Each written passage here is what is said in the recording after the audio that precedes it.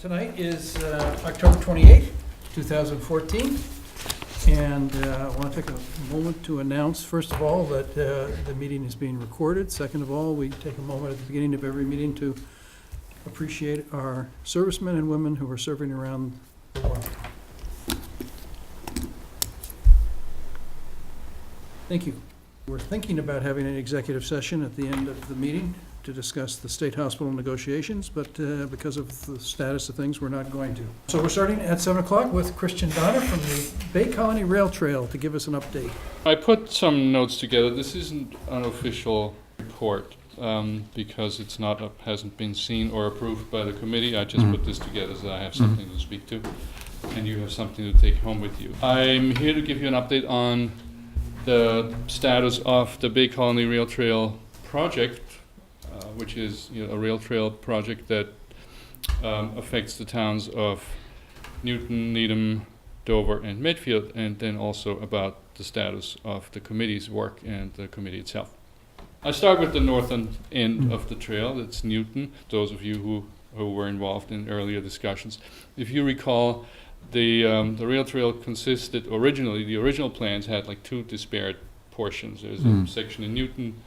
Then there's an active rail, Newton and Needham really, it crosses the Charles River and Route 128, and then there's a stretch of active rails in Needham, and then south of Needham through Dover and Medfield there is another contiguous portion of corridor that we wanted to convert to a rail trail. We still do. The situation in Newton is that it became, 2 or 3 years ago, it became pretty clear that Needham was not interested in developing that northern section that connects to Newton. So Newton moved forward with construction. They engaged with Iron Horse Preservation Society in the fall of 2013, and they have since removed the rails, removed the ties. The ties are still stacked, I believe, along the Oak Street. There's some open space there that they have been using for that. And they are also building a platform on the Charles River, an overlook, kind of a destination for people to walk to or bike to, but there won't be a connection across the river, and it ends there. It's about a mile long from the river to behind National Lumber near Route 9. Yep. Okay. So that has been going, it has been going slowly, and the reason for that is that Iron Horse does things on their own terms and on their own schedule a little bit, and I'll speak to that when we talk about Medfield, because as you know, they don't charge for their work. They take the rails out, sell the metal on the salvage market, and then from the proceeds they finance the rest of the work. But because the work stream for them is so choppy, and rarely do they have a continuous series of projects. They have to hire temporary labor to do the stuff, and they have to let them go. And then it turns out that they're halfway through, and then everybody disappears. And that's what happened in Newton last spring, and they're now back finishing up and moving the ties away. There was another issue with the ties that we're supposed to go to a place in New Hampshire, and that fell through, and they had to find a new final destination. But I believe they're going to be just stored somewhere in Maine. So that's the situation in Newton. They are still excited about having the trail, and things are progressing, even though not as quickly as planned and as expected. In Needham, things have been different. The project is so I just want to say, the way Newton set this up is the mayor just put a team together, and the legal team drafted a contract, they signed it, they moved forward, they just did it. They did buy the environmental liability insurance, a $10 million policy, and that cost, I believe, $40,000, where $20,000 were reimbursed by the state. So in Needham, it's completely different, because the town has decided in Needham that they want to take the project over. So the engineering department is moving forward with project management and design work, and they're drafting plans, and that and they want to have asked for the funds that the Bay Colony Rail Trail Association has raised, so it's about $260,000, which includes money from the state that Denise Garlick, if you recall, there was the 200 something or $160,000 from tip funds that were kind of grant or promised, but we never, or for a long time, we didn't know if that money would actually go to any place. But one of the conditions to be able to use that money was that the town has to get it. And so the town had to take over the project, and they have asked to get the additional 150 or whatever that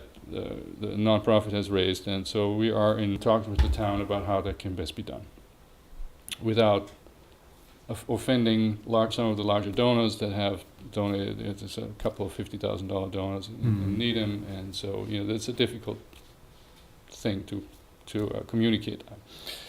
But things are also progressing. Now, in Needham, the trail will be a little shorter than we thought because the MBTA decided they want to retain some of the tracks that are adjacent to the commuter rail in where it curves up to Needham Heights, so that they can park trains there and turn them around. So the trail will end at High Rock and not Chestnut as we thought would be possible. And then it will also end on the Charles River, but on the Dover side. What's the length of the Needham one then? About? That's about a mile and a half, I would think. Status there as of today, talks with the town, figuring out how to transfer money and control, and who's also conversations with the butters who want some privacy screening, planting, fencing, and things of that nature done, and how that will be funded. In Dover, if you remember, Dover had a town meeting. I don't even recall if it was last year or the year before. I think it was the year before. But the proposal was to make, I think, $50,000 available to fund an engineering study that Karen Lisbon wanted done. And that article didn't pass. And for a while it looked like things weren't moving forward. And what has happened since is that the initiative has formed or has become local. So they have formed a Friends of the Dover Rail Trail. It's also called the Dover Rail Trail group of Dover residents, and they are doing public outreach. They're raising funds. They have raised the money that is necessary to fund that study, and so the study is going to be commissioned now. About the timeline, it's hard to say what that means for what next steps. But what I do know is that the plan for now is to develop only the section between Medfield and Dover Center, because on the northern side between Dover Center and the Charles River, there was a very vocal opponent of the plans, and a butter, who has since sold the house, I believe, but that's the status quo. I also heard recently that the town of Dover is entertaining or looking into purchasing a larger parcel of land for conservation purposes. That is on that farm that's adjacent to the tracks, that wouldn't be accessible through other means, only through the rail trail, and that has rekindled interest in that project for unexpected reasons, because if that moves forward, then there is a good reason for Dover to build a trail there. Which section of the rail trail is that on, from the Dover Center to Needham or Dover to Medfield? It's off of Springdale, so it's on our side, but close. It's almost in the center, but yeah. So that takes us to Medfield. The updates that I have from 2014, I walked the trail or the tracks on the Medfield, the entire length, with Joe Hattrop from the Iron Horse Preservation Society back in March, I think, when it was still snow on the ground. And so the message that he had was that the gauge of rails in Medfield is stronger, is bigger than in anywhere else on that corridor, and that the extra value would pay for a stone dust surface. So they would be able to construct a trail between Harding Street and the town line, which is between Hunt and Farm Street, and so grade it and finish it with stone dust. And then we also looked at the Ice House roadside, and there is Jerry Marset drafted a couple of options for like parking based on access to, the corridor curves north towards the Sherburne, the active line, the Walpole Framingham line. And on that part where it crosses Ice House Road, on either side there could be parking, and so Joe had to, back then told me they would also be able to put a basic parking lot. It wouldn't be paved, obviously, Right. but it would be usable. So that was March. Then town meeting came, and there were some big spending items, some big ticket items, and the committee at the time chose not to move forward with a proposal to purchase the environmental liability insurance because it seemed like an unlikely thing to pass at the time. And that's kind of where we left it in the spring. So I have since had conversations with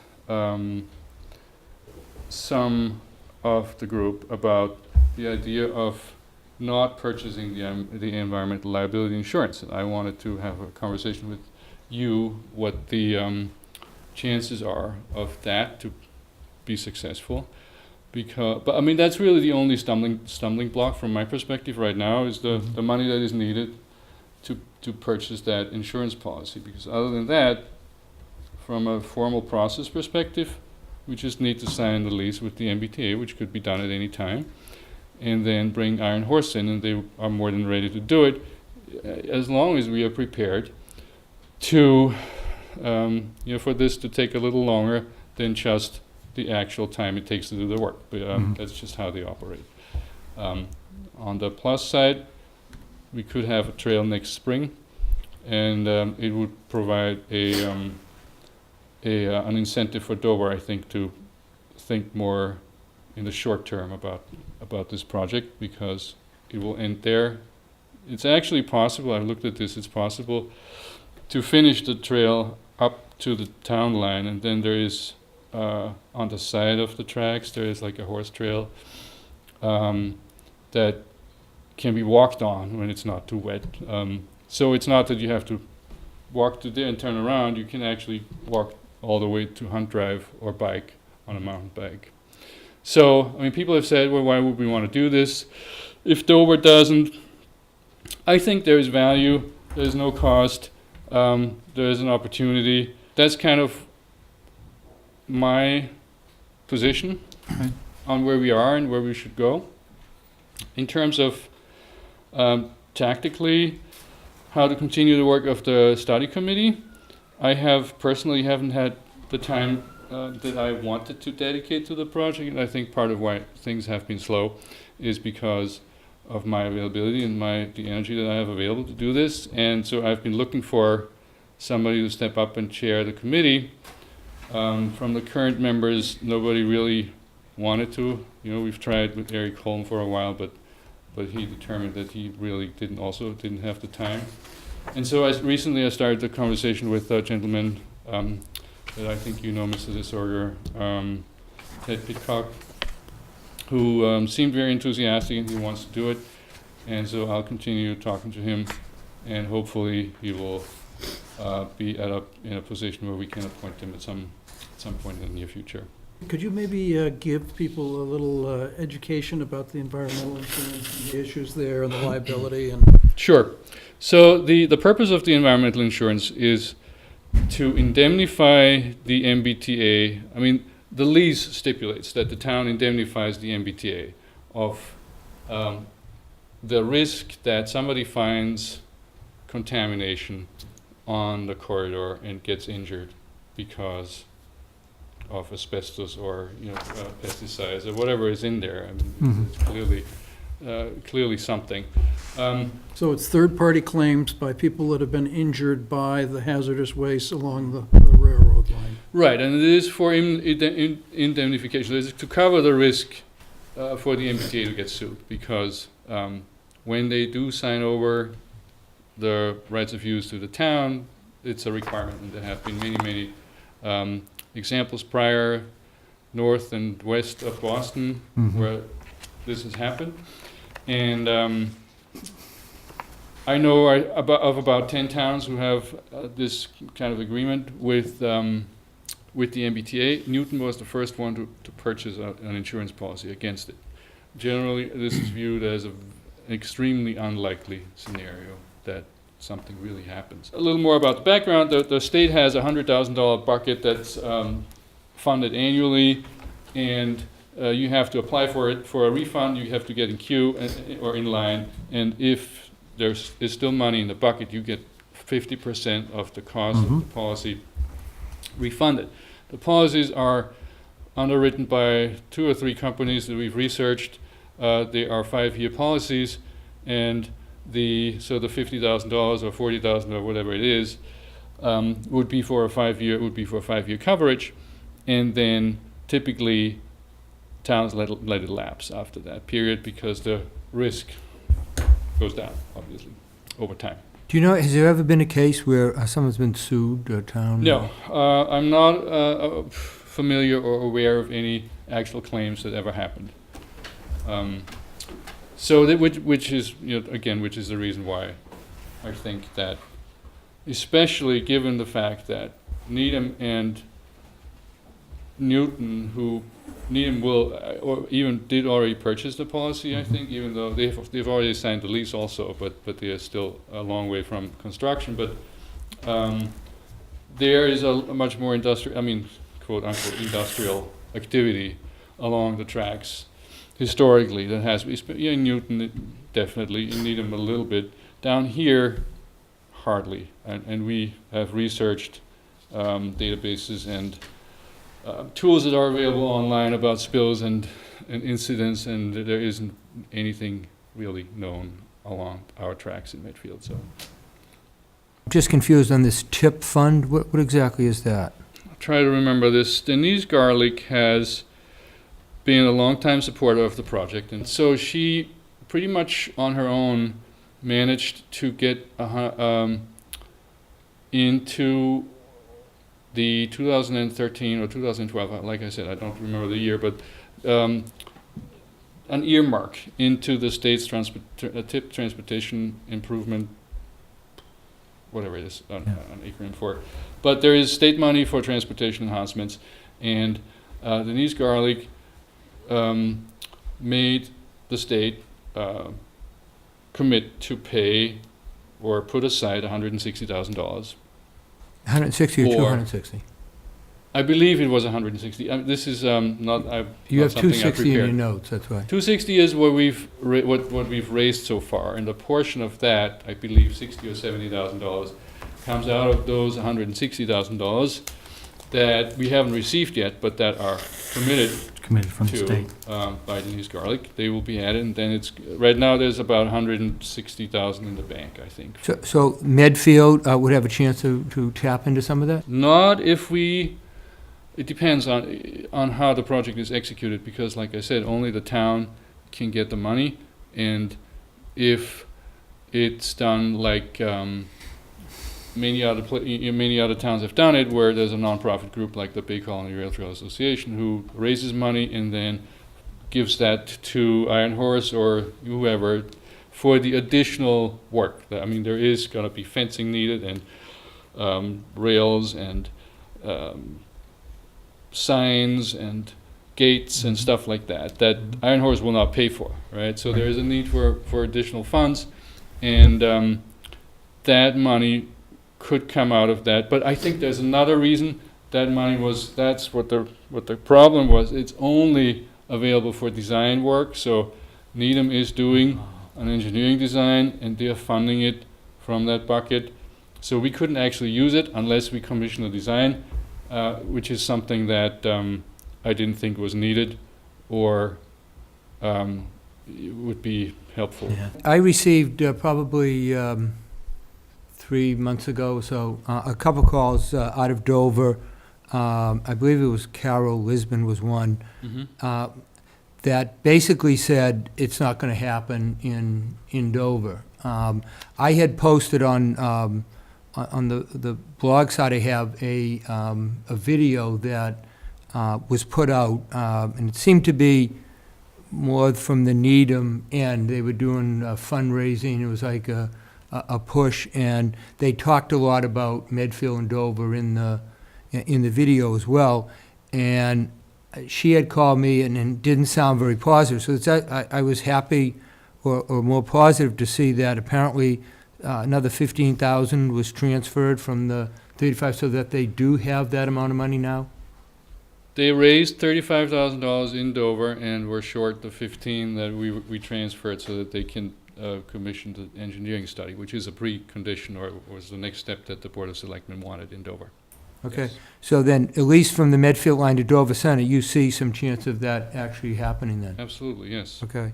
And then the Medfield, from Ice House Road to the Dover line is about a little over a mile? 1.3. 1.3. Mm-hmm. The Iron Horse then, because of the thickness of the Medfield gauge, you feel then would be enough, that the tracks would be removed and we'd be able to put down a stone dust the entire length? Yes, there are some question marks around, what's it called, these mats that you have to put along the perimeter for runoff protection that are The required. wetlands?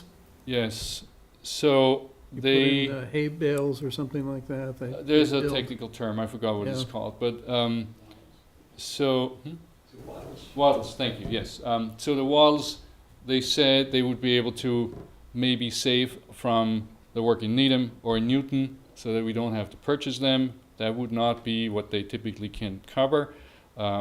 Then the work on the crossing, the road crossings would be shared between the DPW, and I've had preliminary conversations with our superintendent at several occasions, and he was open to doing that. So they would take out the tracks, they would dig up the asphalt for like a stretch of whatever is needed, 20, 30 feet, and then the town would have to do the paving. Aside from those questions, the trail itself would be so the ties would be removed and carted or hauled away, and graded and finished with stone dust of a certain thickness. I forgot, there's 3 to 4 inches, and then compacted, and that's what they would leave us with. I think it's great, and I think I've had a lot of people call and tell me that if it did go from Medfield to Needham, people would be using it for work, and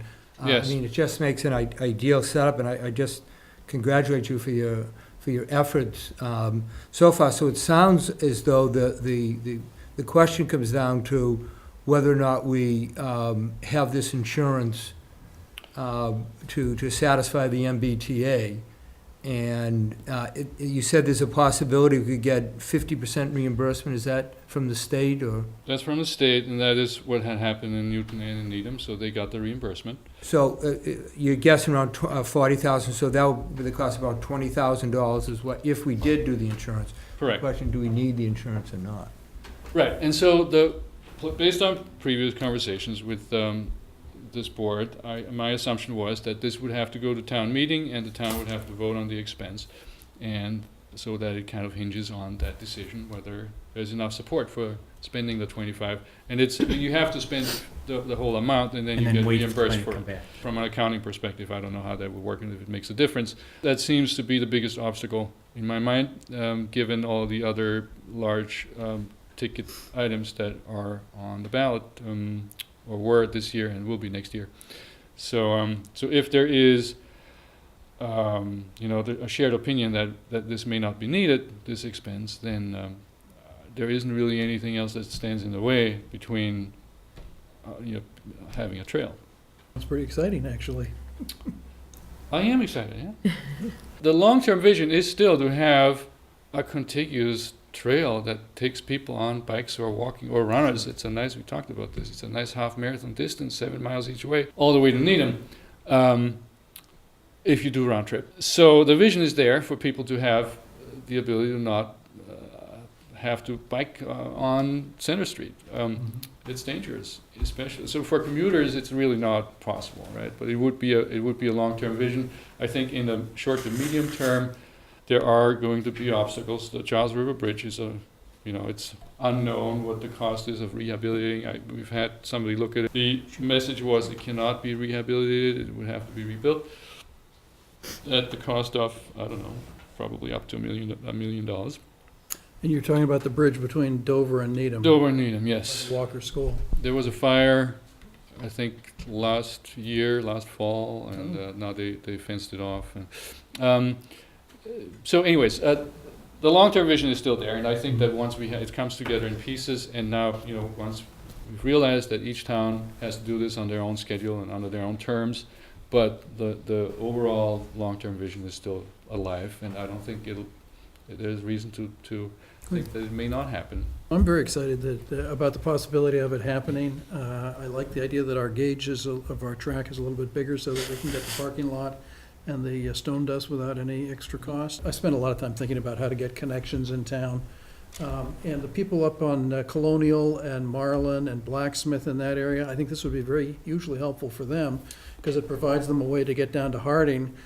A lot of Harding is pretty dangerous because it's very narrow and there's no sidewalks, but this would get them at least past a lot of that very narrow part of Harding where there's no sidewalks. And so that I think this in some ways provides an alternative to the sidewalk on Harding that's needed. People from North Street could actually get onto it too. And so is the ball basically back in our court, whether on the issue of the insurance and whether that has to go to town meeting or not?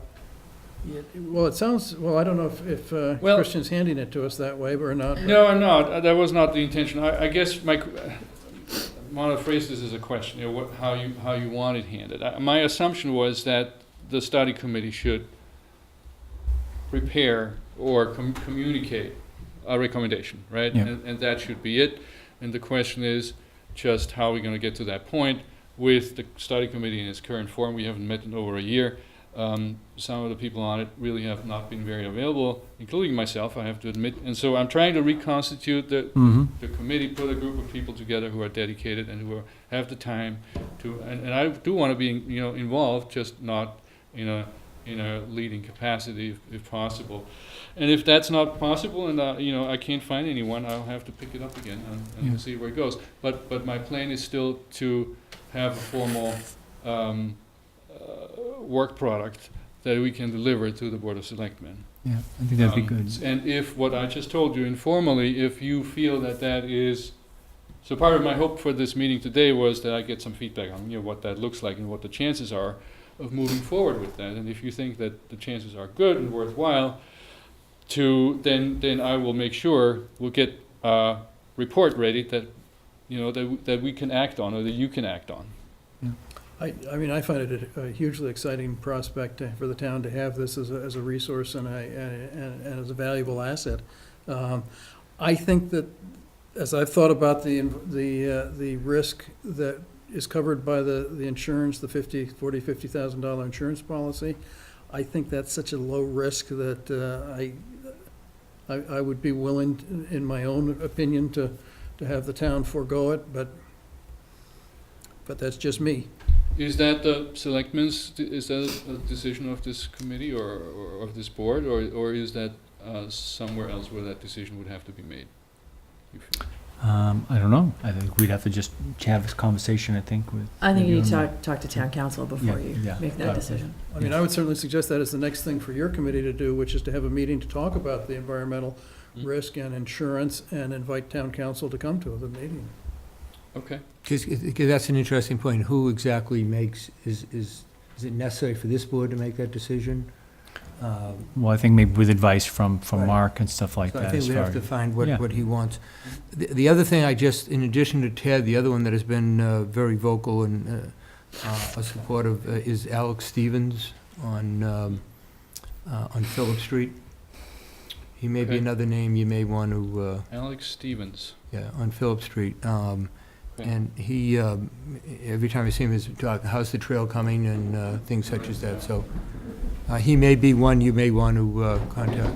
It would be nice if we could get this going again and see if we could get it on the agenda for the town meeting for this year. I think that would be a good thing to do. if Yeah, I possible, mean, I yeah. think that you were asking whose decision is it. It's certainly not a mistake to ask the town meeting. their Well, if we opinion. decide we're gonna do the insurance, if we decide we're gonna have to spend some money for Yeah, the insurance They would policy. have to make that decision, Yeah. or we could just ask them if they're okay to do it without the. Yeah, insurance. exactly, right. That's good. Right. All right, good. Thank you very much, Christian. Christian. Thank you for all your work on this. Next, we have Jenny Cronin, Animal Control Officer, updating us on her Sure, activities. yeah, thanks, Jenny. Oh, that's all right. You do You good. can, you gotta you wing just it. need to, I don't know how I've lasted so long. Been ducking us. What Pete and I were kind of emailing back and forth about was the dog license issue, and for the past 5 years with Dedham District Court, I was having a hard time having enforcement. Sure. So I would write the tickets, nothing would happen. People kind of learned, oh, I get this and I just throw it away and nothing happens. So this year, before I wrote the tickets, I went door to door. And it didn't really take that much time because I'm driving around patrolling anyway. And so with all the recent activity in town, I think it's a good idea to be going around all over anyway. So I just kind of blocked it off, and every day I did a certain number. And the compliance was amazing. And we were down to 28 unlicensed dogs this Really year. good. Well That's over really- 100 before. Yeah, and I started with 300, Wow. Wow, And you're down Um, to what? 28. That's really good. Gee, that's nice, Jenny. Congratulations. Dana Friend went to, because there's a new clerk magistrate, Yeah, and he has agreed to send out hearing dates for the remaining 28. So hopefully, if they do go out, people will not want to go to court, and they'll come and pay their fine. And then next year, when I start the process again, at least I have a little help backing me up, saying, yes, you will go to court if you don't pay your yeah. fine. Well, exactly. Track record now that you Right. will have established, which should be And, great. I used to Good. be able to kind of threaten that a little bit, and people would get the slip from the court and usually run right to the town hall and pay. Mhm. I only had a few people try to fight it. By going door to door, also you can find out if the dogs died, and they never wrote it on the census, or if the people Yeah. have moved, and sometimes would be a new family in there, and they're like, oh, we don't have a dog. Dog, yeah. So that was a great way to be able to kind of update the Right. records too and stuff like that. That's excellent. That's excellent. And that's probably the least fun part of your job. I commend you for Yeah, I don't like for writing doing tickets. no. I call people, we used to send out a reminder in April, because it goes out with the census, and then we'd send a reminder, but with the postage was so expensive, so I just started calling people and saying, don't forget to get into the town hall. Mhm. But I think that's great, because I know Carol Meir was saying that she didn't think much progress was being made in the past, and some of these people were carryovers from. We have some that have been Yes. 5 years, that's why I had asked about like publishing their names in the paper Paper, or yeah. something, or. Yeah. I mean, it's very important, because that's how we judge if an animal is up to date on its rabies vaccination. And just 20 minutes before I came here, I had a call because a woman was walking down the street with her dog. A dog broke off the leash and attacked her dog. And, we need to know if that other dog's up to date. Sure. Yeah. And that's, it's a very small fee, $10. Yeah. And it's mostly just a record keeping of knowing that these dogs are vaccinated. Roughly how many dogs are licensed in Medfield? Do you have just, 1,400? okay, something like that? maybe. Yeah, okay, yeah. So Um, quite a I bit, have the quite a updated bit.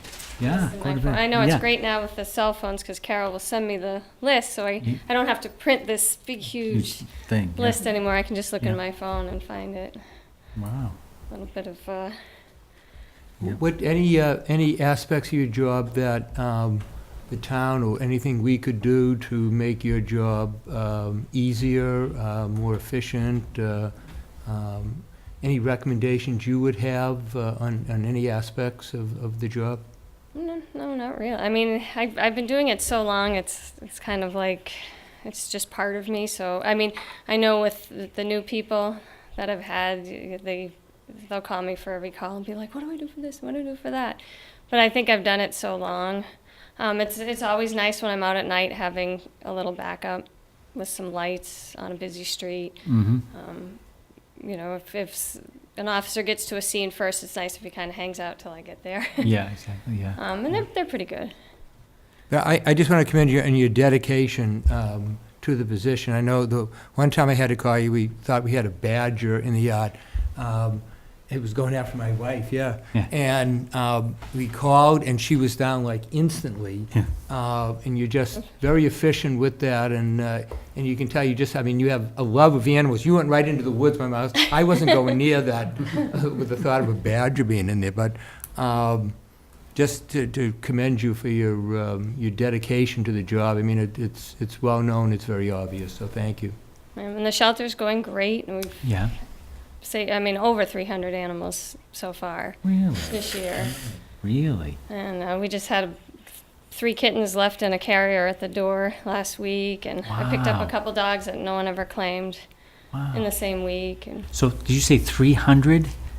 Over 300 so far this year. Really? So, and we were just doing all Massachusetts. I mean, we always cater to Medfield. Yeah. And then if there's space, we help other animal control officers. Because when we first opened, we took in dogs from the south. Oh, okay. And it just got to be too much with the quarantining, and only certain people could go and take care of them. Which then, being on the weekends, usually we'd quarantine them, so I'd always have to go. And it was like 3 of us that could do it. And so we started with this pilot program, and it's all helping Massachusetts animal control officers that pick up a dog, and they might have a shelter like my old shelter, a little shack, because there's still a lot of them around. And so we can take the dogs from there. And we did take a dog from Blackstone, from that house there. Oh, yeah. And a cat. And both of them have been placed in homes. Wow. And the cat's in Medfield, and the dog's in another town. Really? So how many animals at any given time are at the shelter? What's the capacity? We usually don't take more than 6 dogs. Okay. We like to have 4 at a time, just because we do try to give them a lot of attention. We do training with them. And we'll have upwards of 30 cats. Wow. We have birds, rabbits, guinea pigs. But I was given a tour of that facility, and it's clean. It's a nice environment that's in there. There's no smell or anything else. I mean, it just is a well-run. It's awesome. And It Jackie really is. Walters, the It's manager, she's fantastic. Have we had any Lucky. issues with rabies or anything? I did write down, I have put down, as I talk about the barn inspections, about 6 rabid raccoons this year. 6? A skunk and 1 bat. I've taken 20, I was surprised when I wrote down the number, because I usually don't do it till the end of the year. 29 bats out of people's homes. Really? Yeah. And with the rabies, you have to be careful with the bats, but you don't want to just be kind of killing bats, because we need them. Sure, yeah. So I tell the people the risk, do you think you were asleep? Was it in your bedroom? Yeah. And I kind of let them decide if they want it to be tested. And then if there's children in the house, I automatically test. Test it, yeah. Because they wouldn't know if they were bitten or not. No, stuff like that. So I've only had 1 come back positive this year. So that's good, yeah. I think I've tested 9. And most people are like, no, let it go. Yeah. You had 6 skunks? Raccoons? No, it's Raccoons. Raccoons. Yeah. Skunk? 1 skunk. 1 skunk and 1 bat that did test positive? Yeah. Yeah. What are some of the most any exotic animals maybe that you've had to capture or retrieve or get out of people's houses? I had a coyote, and he had a big, it was a plastic mayonnaise jar from a restaurant on his head. Excellent. So I made quite a scene chasing him up and down, because he could see through the jar. Oh, you could. And so he could see me coming at him. Yeah. And so all these people were stopped on 27. It was early one Friday morning, or I can't remember what day, but so I was running, and I finally got him cornered by the old dump, the gate. So I got him cornered in the gate, and I grabbed onto the bucket. Yeah. And so he pulled himself out. Yeah. And then he ran right in the street and almost got hit by a car. After all that, yeah. But I just took a hawk to Tufts the other day, who had been shot. I don't know if the chief told you. It was over by the school. Because By Wheelock School? No, I was on Nice one. Pound Street. Yeah. A Oh, woman was driving along, and he flew in front of her car and hit a stone wall. Yeah. And so I didn't know that he had been shot. Yeah. We don't know if he had been shot earlier because, you know, I don't know who the woman was. I mean, I know her from around town, but Yeah. I couldn't remember her name. So when they did the surgery on him at Tufts, they found buckshot in it. Ah. That's illegal to do that. Yeah. Do you see a rise in the number of coyotes in town? Have you noticed? It is going up a little bit. We had a lot back in the late 90s, and then it kind of dipped down because you can kind of tell with the rabbits and the Mhm. squirrels and all Yeah. that. And so we didn't have any rabbits for a long time. Yeah. And then yeah. now they're starting to pick back up again, and so the coyotes Are coming back. are coming back. I did have a dog on North Street. It did die from its wounds. It was attacked by coyotes 2 Do you notice an Thursdays increase ago. in that of the coyotes going after pets? That's the and- first one. That's the first one? This year. So it must have been running away because it bit its backside, but it Yeah. just took a big chunk off. Yeah. Yeah. Yeah. So you obviously keep in great shape. You're chasing animals all over the countryside, pin them down or whatever. Yeah. Yeah. Wow. Excellent. So this is So really no, good. it's been a great. I've been between part-time and full-time 32 years No. this year, and Wow. so I started when I was 18. So it's kind of Really? like, I don't know, it's what I do. Wow. Well, So you, it's- I you didn't you really know do. that You have long. a great reputation, and I think the townspeople are very thankful. And I'm especially happy because I know when Carol Mayer came before, this whole issue of the tickets was like, it was a growing issue, and you've brought that down to 28. Yeah. That's incredible. It was Nice terrible. job. I mean, I couldn't figure out what to do, and then I just was like, oh, I'm just go door to door. Good for you. Thank you. Okay. Jenny, how's that pickup truck working that you got? Good. I had to have brakes. It has 73,000 miles, and I just had to have brakes and new tires. Yeah. But that setup of having a small pickup with the gizmos in the back works well for Yeah, you? it does. And then if I have skunks or whatever, I twist the bag and I just kind of close them in the door so they stay outside. Yeah. Ah. Yeah. So if you ever see me driving along with a trash bag hanging out the back of the truck, that's what It's that a is. skunk. Yeah, you really wouldn't want to have them in with you. No. Have you ever gotten sprayed? Oh, yeah. Yeah. Excellent. So this is Jenny, you don't get involved with the beavers at all, do you? I like beavers, so I have a hard time with all the trapping that goes on. And I mean, I understand people get nervous when the water gets close, but Right. Yeah. I mean, I'm a proponent for letting nature take its course, like the coyotes, coming back, and they're going to eat all the food, and then they're going to leave again. And I mean, everything's kind of goes in a cycle. Cycle, something. Yeah. Yeah. And I mean, the beavers do great things for, making water in different places, and Mhm. so I have a hard time with Yeah. because my friend Barry, he helps me all the time with a lot of the wildlife, and Sure. Yeah. he's Barry always Mandel? trapping, trapping the beavers, and we're always like, Right. don't trap the beavers. Excellent. Yeah, he's got a town job now, too. Yes, yeah. I mean, he helps me so much, and like with the rabies suspects, he'll take the heads off. Yeah. I did it once. That was enough. I Enough, told okay. the chief the old chief, I wouldn't do it again, and so. Yeah. he Oh, does that's it. right, does because that you have for to you. send the head in for Mm. testing. Oh. Yeah. Hmm. Yeah, I'll do a lot of things, but that was too much. Too much. Yeah. Yeah. Stuff like that. Good. Good. Excellent. Anything else that you want to tell the town about? No, I just wrote a couple things about like the barn inspections. I don't know if people know how many, from little farms that just have chickens up to horse farms with 24 horses. Yeah. We do have 39 barns that I go and inspect every year, and I just about finished. I have a few left. What do you do in a barn inspection? I just go and make sure everything's clean and safe. I've had one problem once in all these years. Wow. Because everybody, I have this funny story I tell people. I went to a house on North Street and I knocked on the door and I said, I'm here for the barn inspection, to a teenage boy, and he says, what do you have to inspect those horses? She takes better care of them than she does us. So, and it's true. I mean, everywhere I go, they're just so well taken care of. Is that something you do once a year? once a year, and that's Okay. for the state. We Oh, do okay. have, So that's a state requirement, Jenny? yes, Okay, I didn't know Yeah. about that.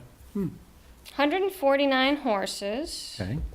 4 donkeys, 9 goats, 5 sheep, 13 alpacas, 1 emu, and about 150 chickens. That's what we 150 have in chickens, town. okay. Wow. So that's like I love doing the barn inspections. Yeah, I 'cause that's usually kinda do them fun. every fall, and Yeah, sometimes I have a friend and she comes with me because she likes to see the horses. So, yeah, wow. and but it's fun. Excellent. I'd like to see the barns myself. Oh, they're impressive. A lot of them, and especially the ones you can't see Yeah, from the road. You yeah, go in yeah, and yeah. That's interesting, there's 149 horses in Medfield, huh? Wow. yeah, I think a lot of people. I mean, other than North Street, I think people don't really think that there's. Right, Many. right. Yeah. Thank you so much for coming. Okay, Thanks for thank your you. service to the Keep up the town. good work. 32 years, congratulations. I guess our next thing is to review the annual appointments. Chris has sent us. Yes, and you have the updated list I gave this evening? Yeah. Okay. So that's different than the one you sent out to us? There are a couple of deletions and just a few additions, but most of it was the police department were deleting their special police officers that are no longer officers. That was the majority of it. I had Board of Health, Gabby Harrison is on the Board of Health. Do we forgot to put her on there? Yeah, she was appointed this year. Oh, okay. She may not have made on my list then. Right. And did one of those members leave? I believe Wendy Jackson did. Wendy Jackson left? I believe so. I took a minute and added them up, and I think there's more or less, there's around 73 committees and/or special people that we appoint, you know, not including the constables and everyone else, but it's a lot of things. It's A lot of pages stuff. Well, yeah, Yeah. it takes takes a village to run the town, I Well, guess. particularly the measure of wood and bark. I mean, it's a very, very important position, you know. That you I like the get. fence viewer myself. I know. Keeper of the, Jenny's the keeper of the Wouldn't pound. Yeah, yeah, I think that's terrific.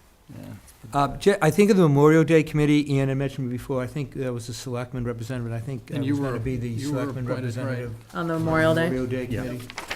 Should we just go through it page by page? I think it's See if we probably have the any easiest way to issues. do it.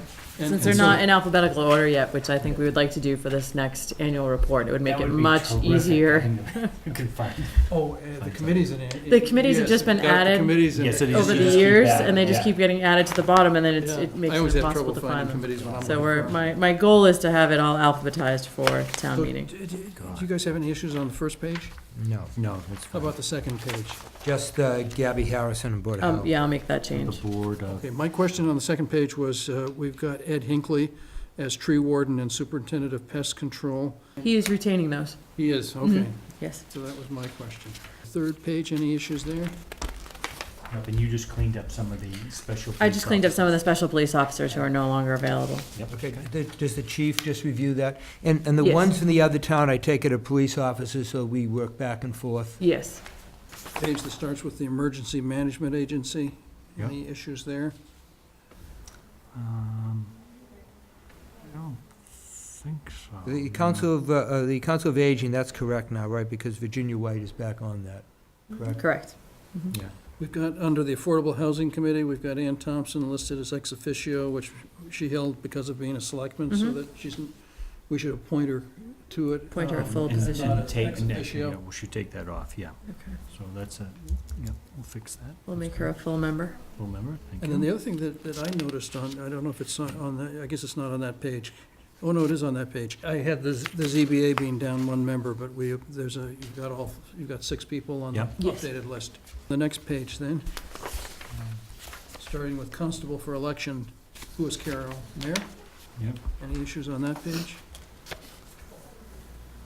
Nope, I don't think so. No. No? I had a question on the Conservation Commission. It starts on the prior page. Yeah.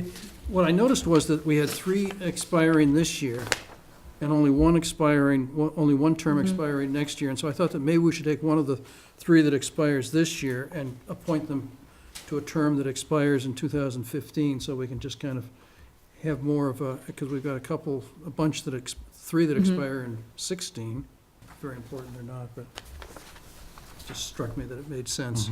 I was looking at the Local Emergency Planning Commission, and I was wondering whether, I know that Ray Burton is hugely involved in emergency planning in the MEMA facility, and I wondered, it just jumped out at me when I looked at the list as to why he wasn't involved in, I don't know what the Local Emergency Planning Commission does compared to MEMA.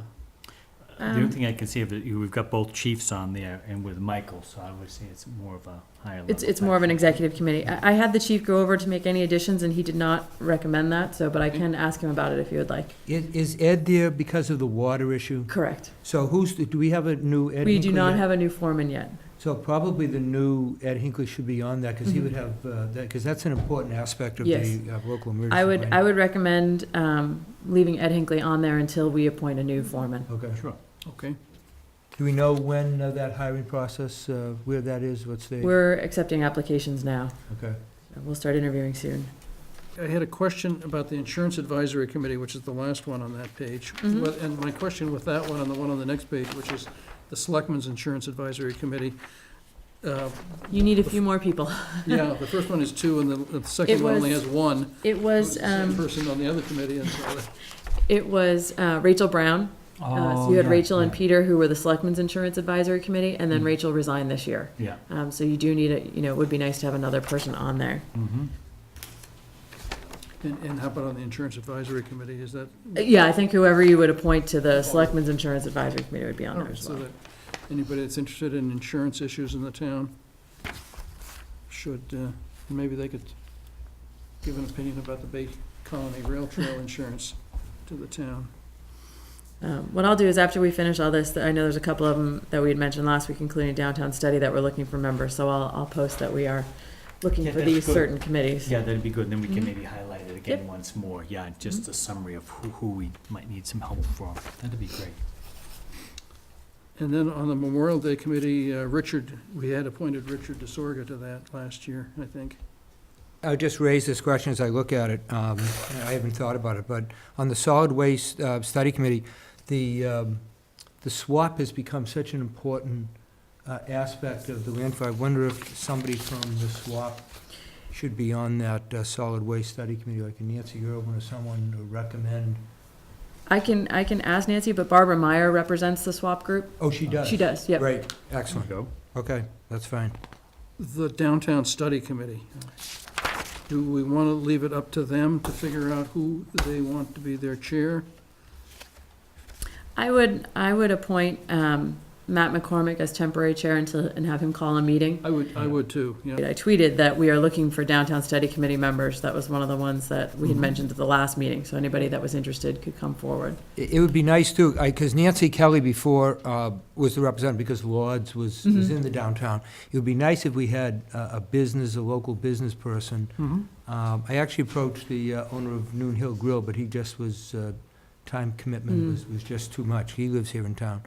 But it'd be nice if we could get someone in the downtown that is a business person. Mhm.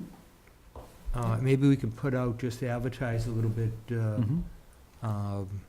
to see if there's somebody, because to me, that's an incredibly important committee, and there's a lot that has been happening, will continue to happen with our downtown.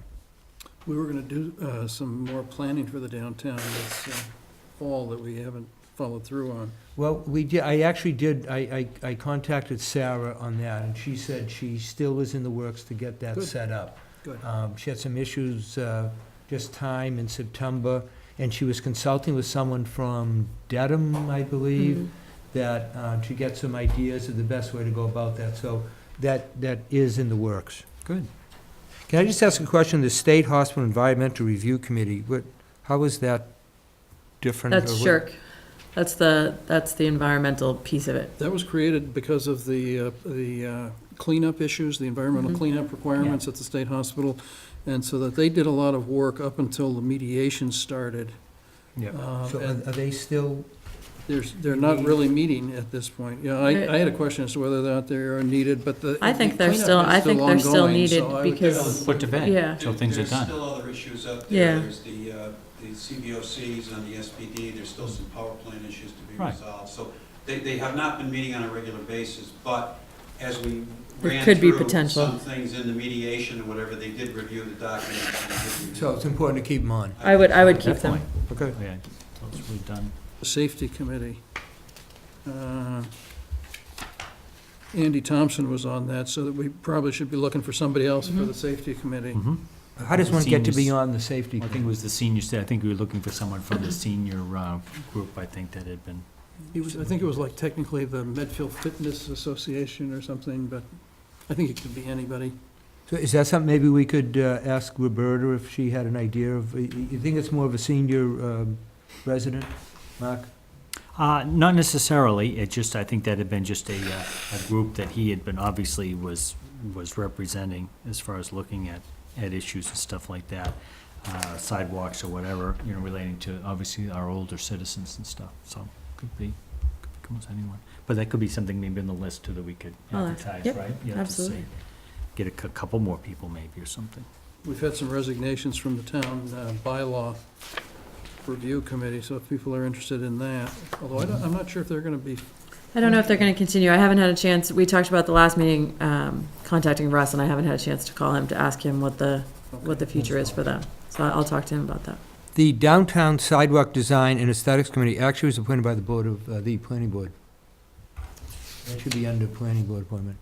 and didn't you say that they've ceased to operate or? Well, the planning board actually recommended that they hold on to use them to call when they have an issue that comes up. So they actually asked them if they would stay together Oh, good. as sort of a inactive group, but when needed to summon them back again, and they agreed to that.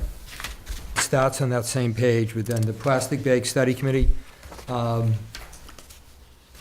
1, 2, 3, 4, the 5 students were from last year. There are new students. They're new students, okay. Do you want me to have them send you the list of the That would new be great, students? yeah. Okay. And I believe Eve Potts had to resign from that. From Plastic Bag? Yeah. My next issue was on the Pocket Park Study Committee, which I'm Mhm. having trouble finding. It's right in the. page, Right that's above two above Plastic Bag Study Committee. And I noticed that Sarah Raposa was ex officio on that, and I guess I was wondering whether Bobby Kennedy Jr. should be ex officio too. The reason why you had made Sarah and myself ex officio on some of these committees is that we did not live in town. Oh, I don't know if that's still the thinking of the board, but that was why we had been removed as voting members. It has Park and Rec Director. Do we know where that process is? Are they in the process of hiring? Yes, we've actually, the committee's been established. It's 2 members of the Park and Rec Commission, a winter instructor, a summer instructor, and a member of the Personnel Board, and they're reviewing resumes now. We have probably 12 or 14 in. Well, on the State Hospital Master Planning Committee, the Resource Committee, Mike LaBelle has an E on the end of his name. Mike Lobel, he's on that resource committee. Yeah. Yeah. Yeah, his last name is misspelled. Oh. Jean Minio contacted me today. She would like to be added to the Resource Committee as well. We had added people to the former version of the State Hospital Committee Right, yeah, without so, asking their permission, and kind of got them upset. So I think it would be politic of us to ask the committee if they're interested in another resource I person think that's a good first. idea. Yeah, check. I'll that out. contact But the chairman. I think Jean would be a great resource and helpful to them, so I'm, But you're right, though, we should definitely get their feedback on that, yeah, definitely. and anybody in town that wants to go to any of these Yeah. meetings can go to them anyway. I mean, Right. I'm not a resource person, I'm a member of the committee, but I go to their meetings and they don't kick me out. One thing is, to remind everybody that all our meetings, unless posted as an executive session, are open meetings, and any resident can attend any of these committee meetings to Right. determine if they're interested. And in almost joining. every committee in the 15 years that I've been involved as a selectman it welcomes having Mhm. people come, and they treat them as if they're almost a member of the committee. And it's Mhm. very seldom that you're not treated as if you're just a member of the committee. And so you can almost fully participate. You just can't vote, but you can do virtually everything. So with all of those changes, do we have a motion then to make the appointments that that are on Chris's list? I move that the names so printed on the list that Chris gave us be appointed for 2014 year. I'll second that. Any further discussion? All in favor? before the meeting started, Mike Taylor came in and said that the Historic Commission or Historic District Commission is meeting downstairs and They're gonna be brief, right? We're not gonna have There a was some 4-hour joke. discussion about the historic district and the state hospital, one hopefully. hopes not. I think they were just going to report what they came up with. All right, well. While we're waiting for them to come up, 4-hour report. there was two things, as ties in with the hospital. I don't know if you saw this week's Medfield Hometown Weekly, but the whole full half page of the back, a Canton outfit that is putting a community of new 55-plus active adult homes in there. It's interesting, they're advertising in the Medfield paper. Mhm. You know, that there's definitely, I think, a demand for that. And the other aspect, I've been following just on the campaign, I noticed for Charlie Baker, quoted in the Globe, and I've heard him a couple of times, that he has pledged to develop vacant state-owned land. So I think it's just very, very important that we make sure we have everything signed, sealed, delivered before December 31 on our part on that. Yeah. So, you Yeah, know, because otherwise the, Cane Bland could change dramatically. The stated DCAM intention is to transfer the state hospital property to the town of Medfield before Thanksgiving. that would be great. So it may well happen. We're still trying to work out the terms.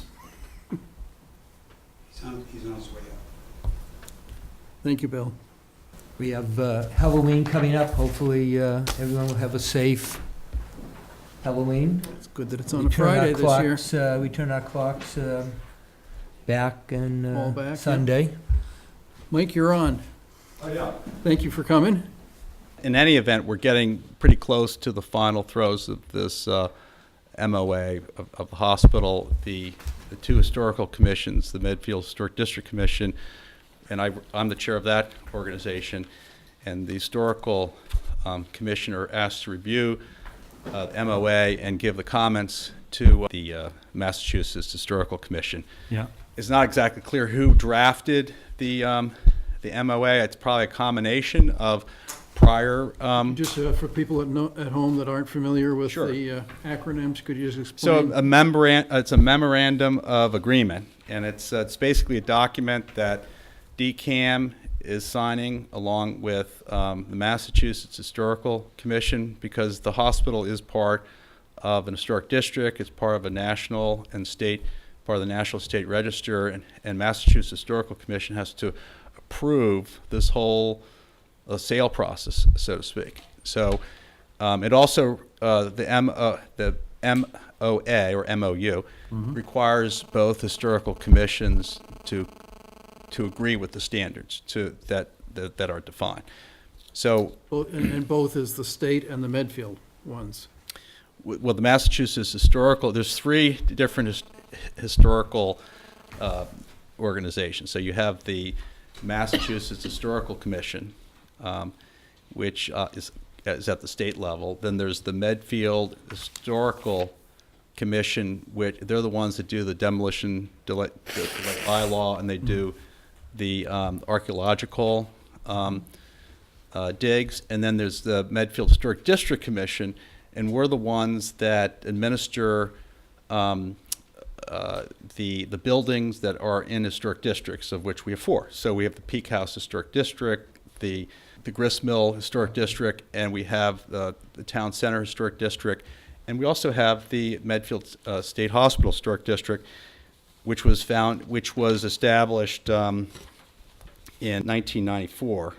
And just so people know that the Medfield passed an historic district bylaw, the annual town meeting in 1989. So, you know, the purpose of these historic districts is to preserve and protect the distinctive characteristics of buildings and places significant in the history of the state or its cities and towns, to maintain and improve their settings, and to encourage new designs compatible with existing buildings in the district. Many years ago, the town decided that, you know, this hospital is very special. It's special for a variety of different reasons, which I can talk about, but the important thing is that the town does have some say about what gets torn down and as well as what gets built.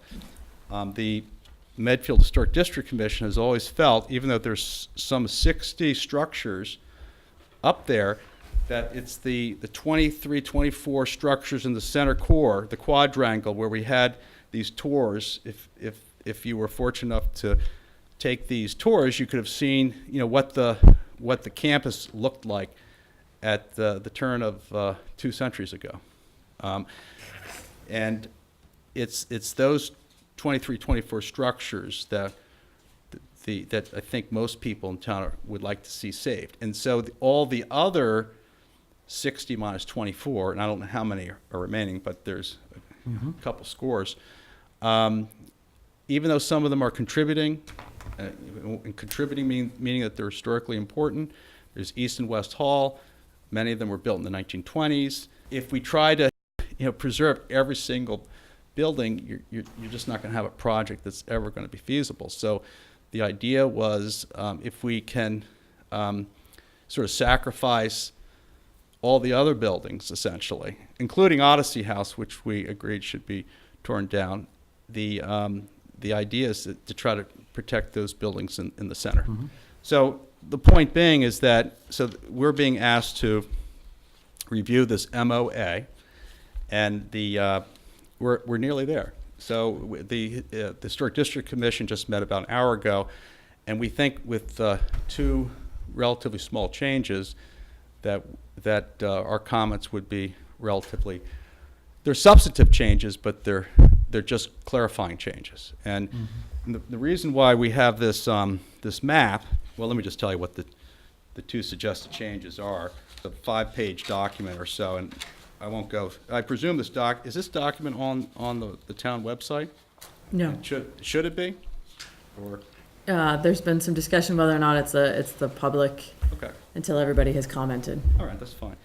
But there is one, you're giving guidance to a developer. Developer's trying to decide, okay, what are the ground rules? You're asking me to go in here and do a project. What can I do? So the way it's written right now, it says rehabilitation of buildings identified as in poor condition in this MOA will be encouraged, but demolition of such buildings and any buildings that are non-contributing may proceed provided each demolition complies with stipulation 5, which is basically you got to take a lot of photographs and document it.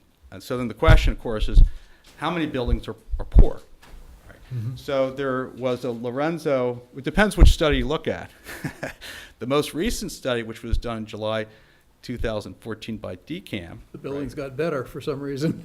Basically all the buildings within that we're trying to preserve are in fair condition. They're all in fair. None of them are in poor. But that's only an outside, right? That's only the outside. Right. The Lorenzo study, which is, it's thick, and I don't know how many, it's probably what, $100,000 study or? It was paid for by DCAM. Yeah, Both studies were DCAM done. paid it, Yeah. but they virtually went into every single building. They documented. They at the time, in terms of the center core, they basically conclude all the buildings should be preserved. But they also said of those 23 buildings, 14 to 16 of them are poor. Okay, so those are the buildings that I've highlighted in yellow. And then they said 7 to 9 are fair. So fair means there's none that are good. 7 to 9 are fair. And so the important point is that if we allow the MOA to go out, if we agree to these stipulations, we're also agreeing that a developer could decide to basically knock down most of those historic structures and sort of keep very few. There'd be 7 to 9 remaining. What our suggestion was to do a qualifier, which would mean extremely poor condition, which you could argue what's extremely poor condition. What the other thing the Lorenzo study did do is they qualified poor for certain structures. And you'll notice that in the map I gave you, there are 3 buildings with a double asterisk. And double asterisk means indicates unsafe buildings requiring widespread shoring and reframing prior to a general stabilization program. When we read that, and we've looked at those buildings before, in our minds, we always felt we're not going to require anyone to rehabilitate those buildings. Then there are some buildings. Like which ones were those? Those would be Double asterisks? the double star. It would be C1. Yeah. It would be Oh, the double, C2, Yeah, C2, and B4. yeah, Okay. yeah. okay. And then there were 7 other buildings in the central core that were starred, and a single star meant that they indicates unsafe building requiring local repairs ensuring prior to a general stabilization program. You could say, what's the difference? Well, there is, I mean, the first star kind of implies, I think, more hope to the building, maybe more localized repair work, whereas the 2 stars indicate a building that is probably gone. So anyway, in any event, our suggestion per the MOA is, let's not have some general term called poor. Let's define what do we mean by poor. Mm-hmm. So we were going to define poor to mean extremely poor, and furthermore, refer to Lorenzo's study and mention the double star, the double asterisk. So, we're not going to argue later on down the road, what do we really mean by poor? So essentially, a developer looking at this could say, look, we've looked at these 3 buildings, they're in such bad shape. And by the way, the 3 could turn into 6 or 8, we just don't know because we haven't really evaluated them, but at least we can say those 3 Yeah. you could tear down. Yeah. And by the way, when we say tear down, still the idea would be to replace them with maybe a replica of the old building, but it would all be new construction inside. Do you have any questions with the map and what we were just talking about? My only point is that we've not been inside these. These evaluations, I take it, are from outside study. And until we can get inside, I think that's going to determine a lot, whether the building is extremely poor or fair, once you get inside. I mean, you can The judge from the Lorenzo outside. study was done in 2003, so Right. that's So 11 years ago. Right. Now, Bill, have you been in, apparently Gil Rogers and other people who are part of the reuse committee, I believe, have visited some of the buildings, and not to speak for themselves, I think they were surprised with how, they were thinking the worst, and they came in, and do you want to comment on that? Well, I think we also have a consulting firm that is doing an analysis on that C3 construction, and they were actually surprised at the buildings that they were going in that were poor. They were surprised at how much they had deteriorated since the Lozano study. So I think we're going to see it on both ends. I've only been in the Lee Chapel, and I've been in the engineering building, so I did not attend the other tours, but in general, yes, they were pretty much impressed. But they didn't go in any of the really bad buildings. They weren't going Right. to take any chances going in those. They went in none of the known asbestos contaminated buildings, so they went in ones that were in relatively good shape. Right. And I haven't seen the draft yet on the No, they're going to C-Cube. issue a draft. They're going to come out and present it. So that would be interesting to see what they had to say, because they went in at least one of the poor buildings. Well, So- originally, the idea, as part of the reuse committee, we had helped to pick out 4 buildings for them to go in. And we picked one of the double-star buildings, and we picked out the Lee Chapel, because I think everyone knew we were going to save that one. And we also picked out B1. We picked out B1, and we picked out C2, which was a double-star pour. Yeah. And then we picked out E2. Yeah. Now, I don't know if those are the buildings that they I don't have my list. looked I into. don't have my list in front of me. I don't remember. But the exactly. whole idea was that, we can't look at all 24 of them, let's do representative Right. sample. Yeah, and then See- separately. See where we go And, from there. and so any other questions with regard to, Bill's Bill has thoroughly reviewed these reports, and I've tried to do a thorough job. Lorenzo's study is only like 140 pages long. I have it on disc and a hard copy. So. A good nighttime reading. And then the only other suggestion we were going to make is there was some confusion as to what was the intent of the MOA.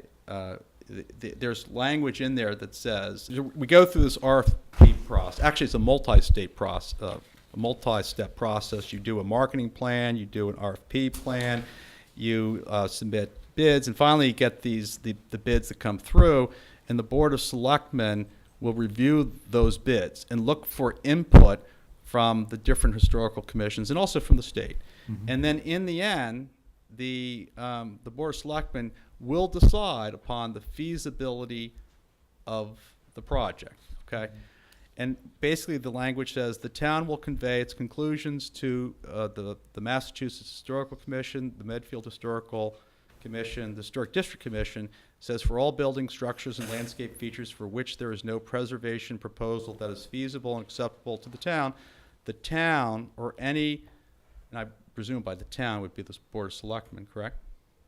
Anyway, so the town or any new owners of any part of the parcels or any other person may proceed. And then there's this qualifier, subject to any other applicable reviews and permits. We'll go back to that. With demolition of buildings and structures or rehabilitation of new construction that does not conform to the standards following completion of photo, making, documenting what you're about to tear down. So it wasn't clear to me, and I talked to a member of the reuse committee who headed it. He wasn't sure either. Does that mean the Medfield Historic District Commission couldn't review it? Would we still go through an approval process? And I guess after talking to Christine, I think Christine said, yeah, of course you would. So because it says subject to any other applicable reviews and permits, it'd still be a per our Yes, the review. document won't supersede your local authority over that. So I think we just wanted because certain members of the reuse committee weren't really sure, neither was I think we just need to qualify. So those are the only 2 points we're going to make. The idea is not, could we rewrite this differently? Absolutely. Could we define which buildings are up front, which are contributory, a little bit in greater detail, which, yes, we could, but the last thing I want to do is to start redrafting the whole MOA. So we're trying to make changes that are relatively straightforward, that gives us the flexibility, that preserves our desire to protect the buildings. So your second change then, you think you need something more than, it's the third whereas in that says, Yeah. Subject to all federal, state, and local permits, which would Put a be little local. asterisk, this would include review by the local Medfield Historic District Commission. Yeah. Yeah. Good. So those would be relatively minor changes, and Sure. the rest of the document looks pretty good. I mean, it does provide, it provides a developer with a pretty good blueprint. And we at this particular point, we just don't know Right. what's possible. I know that there's a lot of good tax credits out there if a developer does it right. We don't know. Yeah. Okay. I think you made a good point. We need to define what the town, who is the town? Or whether it's town meeting or the Board of Whether it's Selectmen. town meeting, whether it's selectmen, Board of whether it's the reuse committee. The language, the town, is used throughout this document, so who does that entail? It's been interpreted as the Board of Selectmen. Yeah, Well, I think, as long as it's written someplace so Yeah. that people know. Yeah, I think for that purpose, it would be the Board of Selectmen, but, I mean, the town meeting is, the town residents are gonna have the say on this, because they need to change the zoning. So the town residents are gonna have to want what plan the planning committee comes up with, and they're gonna have their say. It'll have to be a 2/3 vote of the town meeting to enact what the planning committee comes up with. I think it generally refers to the town as the Board of Selectmen, because the Board of Selectmen are the signatory to it, so I think Yeah. that's why it's referring to you. Yeah, just as long as it's defined, then everybody knows who's on first. Now, will you prepare those comments and send them directly to Mass Historic? Okay. As of October 30th, we have 30 days. Yeah. Or I guess Massachusetts Historical Commission has 30 days to get their comments in. Yes. Which means we ought to get our comments in. They would like your comments first. Any other questions? No, thank you, guys. Thanks Thanks very so much.